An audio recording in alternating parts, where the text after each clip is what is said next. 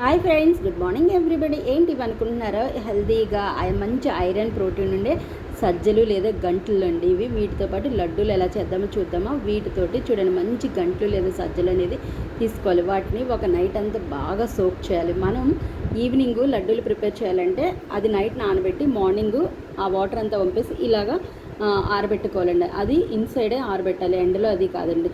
So దీన్ని బాగా ఆరబెట్టిన తర్వాత ప్రాసెస్ అనేది స్టార్ట్ చేయాలి. దీంతోపాటు పలుకులు, నెక్స్ట్ అలాగే బెల్లము, అలాగే నువ్వులు, నెక్స్ట్ అలాగే నెయ్యి, వీటితో పాటు కొబ్బరి కూడా కావాలండి. ఇవి బాగా ఆరిపోయాయి కదండి. ఆరిపోయిన వాటిని చూడండి ఇలా డ్రై రోస్ట్ చేయాలి. ఇవి ఫస్ట్ గంటలండి.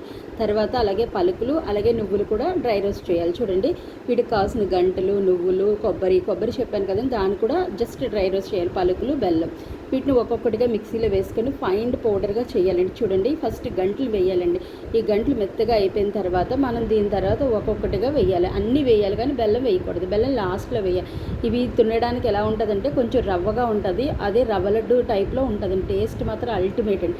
ఇవన్నీ మంచి గ్రైండ్ అయిపోయిన తర్వాత ఒక బౌల్లో తీసుకొని చూడండి, ఫైనల్గా నెయ్యి అది వేసి బాగా కలుపుకొని జస్ట్ లడ్డూలా చుట్టుకున్న తర్వాత ఇది పిల్లలకి ఇస్తే చాలా మంచి ఫుడ్ అండి. ఇందులో ఐరన్ ఉంటుంది, జింక్ ఉంటుంది, ఫైబర్ ఉంటుంది, ప్రోటీన్ ఉంటుంది. ఇది పెద్దలకే కాదు, పిల్లలకు కూడా చాలా మంచి ఫుడ్ అండి.